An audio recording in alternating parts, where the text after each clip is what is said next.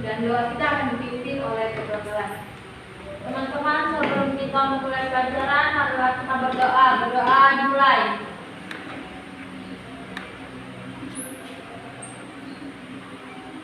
Ya, berdoa selesai. Ya, terima kasih. Dan sebelum kita lanjut belajar, saya akan mengabsen dulu. Yulia, hadir Bu. Feliana, hadir Bu. Marcella, hadir Bu.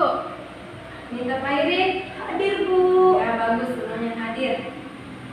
Baik, kita hari ini akan belajar dengan tema berbagai pekerjaan.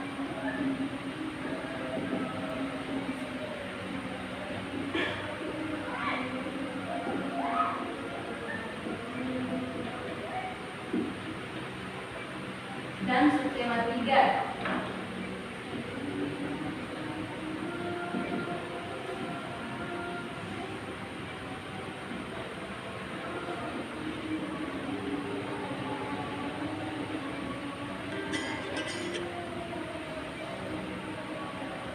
Ya, anak-anak, adapun tujuan dari pembelajaran kita ini yaitu siswa mampu membandingkan penggunaan teknologi dalam hal membantu pekerjaan dari masa ke masa. Kemudian mampu memberikan ide cara menjaga kesuburan tanah dan cara menggunakan pupuk yang benar. Jadi, hubungan sumber daya alam dengan lingkungan. Sumber daya alam adalah sumber daya yang ada di alam, termasuk di lingkungan sekitar kita. Lingkungan menjadi salah satu tempat pengelolaan sumber daya alam. Contohnya adalah sumber daya hutan. Apabila lingkungan hutan ini gundul, maka dibutuhkan pelestarian hutan dengan reboisasi. Kemudian lingkungan dan sumber daya alam berhubungan karena lingkungan itu mempengaruhi sumber daya alam. Jadi kita harus menjaga lingkungan supaya sumber daya alam ini dapat berjalan dengan stabil. Kemudian adapun hubungan sumber daya alam dengan teknologi, di mana sumber daya alam ini ada yang dapat dimanfaatkan secara langsung dan ada juga yang harus diolah terlebih dahulu dengan menggunakan sebuah teknologi. Benda-benda yang dibuat dengan menggunakan teknologi menjadi sangat berbeda dengan bahan asalnya. Dengan teknologi, manusia bisa lebih mudah mengelola sumber daya alam, seperti pembuatan benda-benda yang menggunakan teknologi sederhana itu, misalnya pembuatan tempe dan tahu. Atau ada yang tahu tempe dan tahu terbuat dari apa?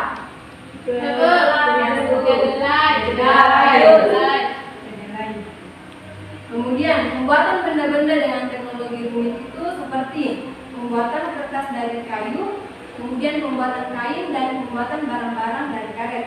Karena dikatakan menggunakan teknologi rumit karena mengalami proses yang begitu panjang.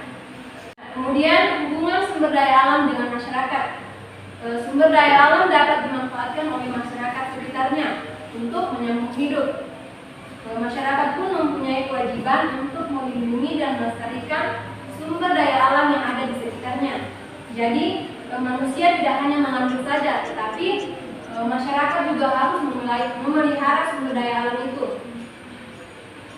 Ya, di sini ada 5 macam sumber daya alam dan manfaatnya dalam kehidupan. Apa ada yang tahu apa saja sumber daya alam itu? Tidak tahu. Jadi sumber daya alam itu ada beberapa. Yang pertama,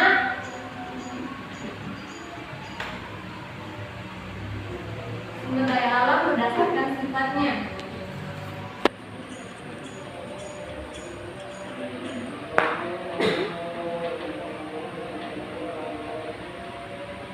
Yaitu sumber daya alam yang dapat diperbarui. Artinya sumber daya alam yang tidak pernah habis. Contohnya itu seperti hewan, tumbuh-tumbuhan, udara, air, sinar matahari, dan mikroorganisme lainnya. Kemudian ada juga sumber daya alam yang tidak dapat diperbarui, yang mempunyai jumlah terbatas. Hal ini dikarenakan proses pembentukannya membutuhkan waktu yang lama. Jadi, apabila digunakan terus-menerus, akan habis. Contohnya itu seperti bahan-bahan kalian, kemudian barang-barang tambang. Kemudian yang kedua itu sumber daya alam berdasarkan jenisnya.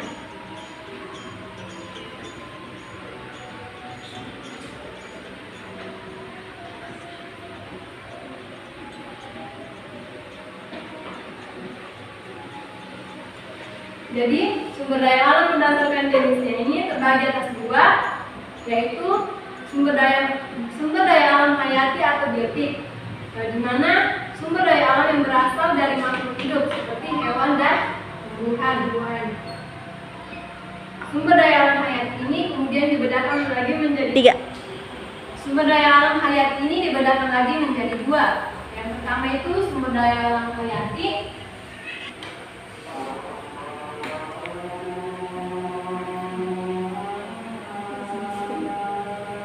Jadi sumber daya alam hayati ini berasal dari hewan seperti telur, daging, ikan.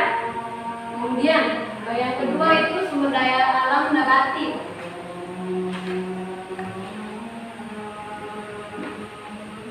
Sumber daya alam nabati ini berasal dari tumbuh-tumbuhan yang merupakan produsen atau penyusun utama dari sebuah rantai makanan. Kemudian ada juga dikatakan sumber daya alam non-hayati atau abiotik, yaitu sumber daya alam yang berasal dari benda-benda mati. Seperti ada yang tahu apa sumber daya alam yang non-hayati yang berasal dari benda-benda mati? Tidak ada Bu. Tidak ada bukunya itu seperti tanah, air, udara, sinar matahari dan hasil tambang. Kemudian ada juga sumber daya alam berdasarkan lokasinya.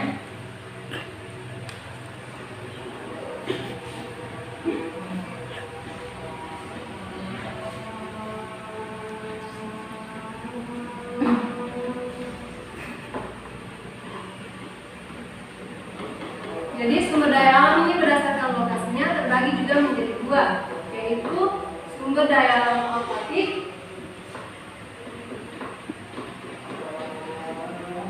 dan terestrial.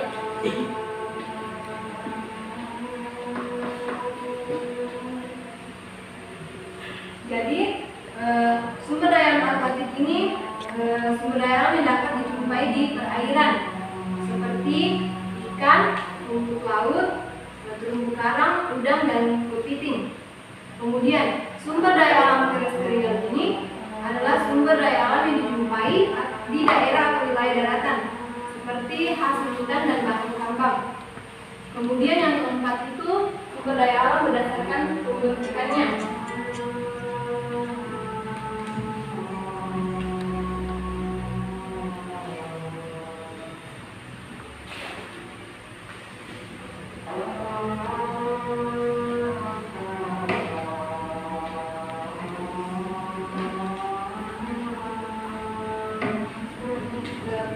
Sumber daya alam berdasarkan pembentukan ini terbagi lagi menjadi dua. Yang pertama itu sumber daya alam materi yang berupa benda mati dan pembentukannya itu melalui sebuah proses seperti penambangan dan pengolahannya.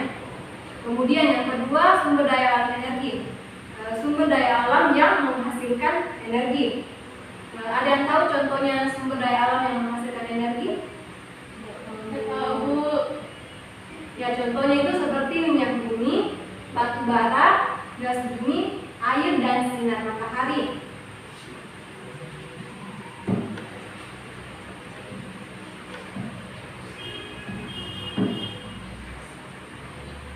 Di sini Ibu akan memperlihatkan contoh dari gambar sumber daya alam.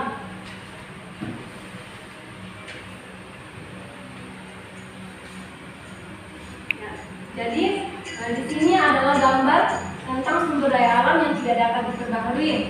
Contohnya itu minyak tanah, batu bara, emas dan besi. Kemudian ada juga sumber daya alam yang tidak dapat diperbaharui. Contohnya adalah tanah, air, hewan dan tumbuhan. Kemudian hubungan sumber daya alam dengan masyarakat. Di sini terlihat bahwa masyarakat melakukan penanaman padi di sawah. Kemudian di sini juga ada masyarakat yang melakukan proses pasar terapung yang menjual bahan-bahan ekonomi seperti tomat, sayur-sayuran. Nah, berikutnya itu hubungan sumber daya alam dengan teknologi. Nah, di sini proses terjadinya kertas, di mana kayu pohon pertama kali ditebang, kemudian menjadi kayu potongan seperti ini, kemudian diolah di pabrik, kemudian menjadi buku. Yaitu sumber daya alam yang menghasilkan energi, seperti dari sinar matahari. Sinar matahari ini berfungsi untuk membangkitkan tenaga surya seperti ini, ada kincir angin. Jadi inilah contoh dari gambar sumber daya alam.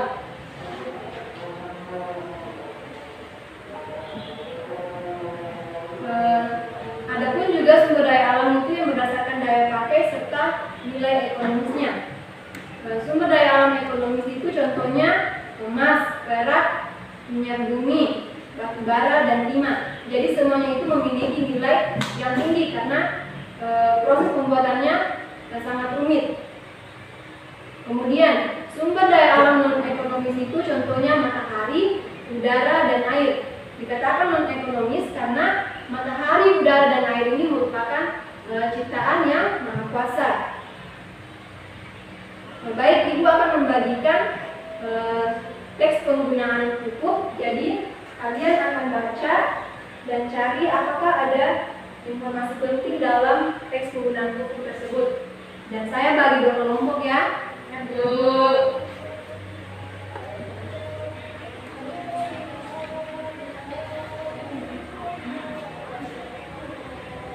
Jadi saya kasih waktu untuk kalian membaca teks tersebut, kemudian cari apakah ada informasi penting dalam penggunaan pupuk tersebut.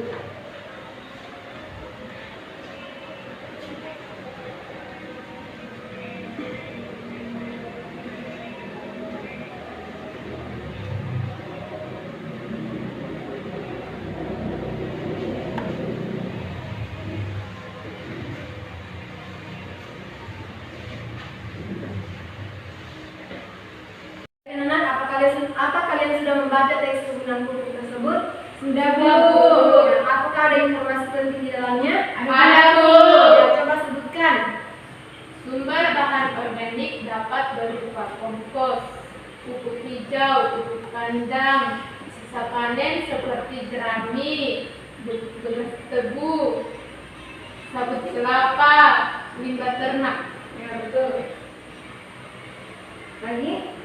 Penggunaan pupuk organik dalam jangka panjang dapat meningkatkan produktivitas lahan dan dapat mencegah degradasi lahan. Ya, jadi itulah informasi penting yang kalian dapat dari teks penggunaan pupuk. Di sini saya akan menjelaskan tentang pupuk.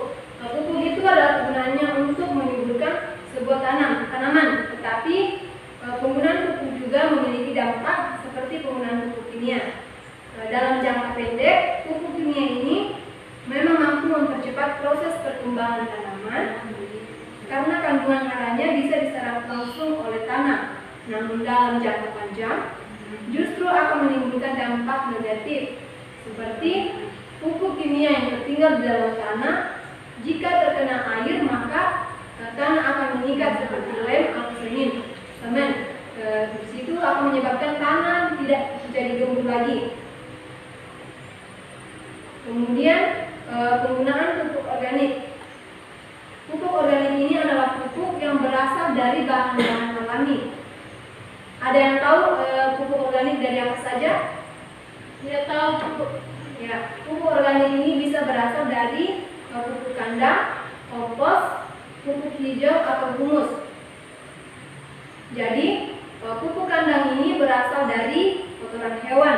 Kemudian pupuk hijau berasal dari tanaman atau sisa-sisa panen seperti kacang-kacangan.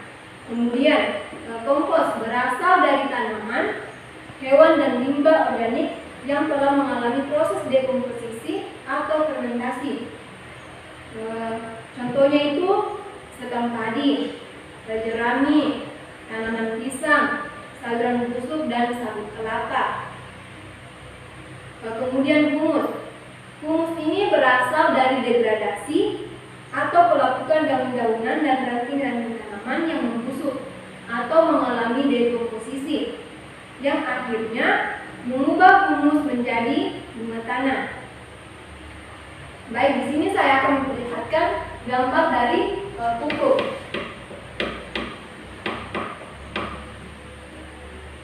Ya, gambar pertama adalah gambar pupuk kompos. Dan di sini adalah pupuk kompos yang sudah jadi atau siap pakai. Ini adalah gambar pupuk humus yang berasal dari daun-daunan dan ranting-ranting tanaman yang membusuk. Ini adalah contoh gambar pupuk kandang yang berasal dari kotoran sapi. Kemudian pupuk hijau, ini berasal dari tanaman-tanaman atau sayur-sayuran yang busuk. Ini adalah contoh dari hasil pupuk hijau yang siap pakai. Kemudian pupuk kimia. Gambar pupuk kimia itu contohnya pupuk urea. Di sini penggunaan pupuk urea ini digunakan pada tanaman padi. Siap, Bu.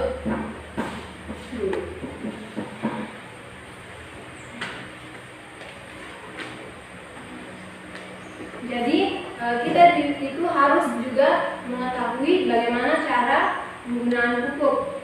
Di sini ada cara menjaga kesuburan tanah. Yang pertama itu menanam pohon-pohon di tanah yang gundul. Kemudian menutupi permukaan tanah yang terbuka dengan jerami, rumput kering atau pupuk hijau. Kemudian yang ketiga memperbaiki cara pengolahan tanah. Yang keempat, mendaur ulang sampah yang sulit diuraikan oleh mikroorganisme. Ada yang tahu apa itu mikroorganisme? Tidak tahu. Ya, contohnya itu adalah cacing dalam tanah. Jadi cacing ini berfungsi untuk menguraikan pupuk yang ada di tanah. Kemudian yang kelima, mengurangi penggunaan pupuk kimia yang berlebihan. Jadi kita harus mengurangi penggunaan pupuk yang berlebihan karena dapat merusak tanaman. Adapun juga dampak dari penggunaan pupuk buatan dan pestisida terhadap lingkungan. Pemupukan dan pemberian pestisida ini tidak boleh sembarangan dilakukan karena akan menentukan hasil pertanian tanaman kita. Jadi kita harus ingat bahwa pemberian pupuk yang berlebihan dan dilakukan secara terus-menerus, maka tanaman budidaya kita akan tidak tumbuh dengan baik. Dampaknya itu seperti dapat merusak tanah. Berikutnya itu dapat berpengaruh buruk terhadap kualitas air di sekitar lahan. Kemudian ini terjadi karena sisa pupuk yang tidak terserap akar tanaman akan terbawa aliran air hujan menuju sungai atau danau terdekat. Jadi dapat merusak lingkungan pertanian. Kemudian dapat membuat pertumbuhan tanaman tidak normal. Tidak normal ini maksudnya ada tanaman yang tumbuh yang tidak subur. Kemudian penggunaan pupuk kimia yang terlalu banyak bisa menyebabkan risiko kematian mikroorganisme. Jadi kita jangan menggunakan pupuk yang berlebihan atau menggunakan secara terus-menerus karena akan membunuh mikroorganisme lainnya. Pestisida dengan pemakaian yang terlalu tinggi dan dilakukan secara terus-menerus akan menyebabkan pencemaran pada lingkungan pertanian, penurunan produktivitas, keracunan pada hewan, bahkan keracunan pada manusia.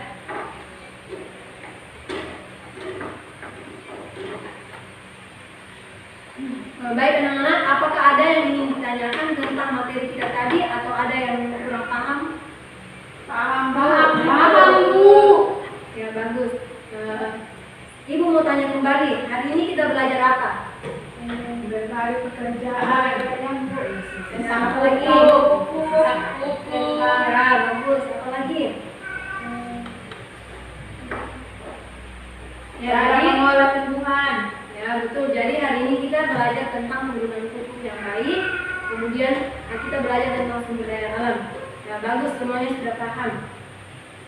Jadi adapun kesimpulan dari materi kita hari ini, yaitu perlu kita ingat bahwa sumber daya alam itu adalah segala sesuatu yang berasal dari alam yang dapat digunakan untuk memenuhi kebutuhan manusia. Di mana sumber daya alam itu terbagi beberapa macam berdasarkan manfaatnya, berdasarkan sifatnya, jenisnya, lokasinya, pembentukannya. Jadi sumber daya alam itu saling berhubungan dengan lingkungan. teknologi, dan masyarakat. Kemudian penggunaan pupuk. Penggunaan pupuk sangat penting karena dapat menyuburkan sebuah tanaman. Tapi penggunaan pupuk kimia ini juga jangan digunakan terlalu berlebihan atau dilakukan secara terus-menerus karena dapat merusak tanah atau lingkungan. Baik anak-anak, demikianlah materi kita hari ini. Ibu akan kasih PR. Jadi PR kalian itu kalian cari tahu apa saja dampak dari penggunaan pupuk pestisida. Kemudian jangan lupa pelajari materi kita kembali di rumah. Semoga materi ini dapat menambah wawasan kita tentang sumber daya alam dan penggunaan pupuk yang benar.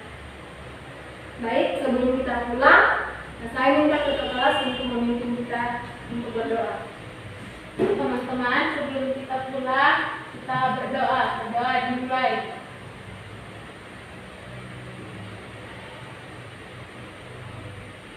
Berdoa selesai. Ya, terima kasih. Ya, anak-anak, ingat kembali jangan lupa kerja PR-nya. Terima kasih dan selamat pagi. Pagi, Bu.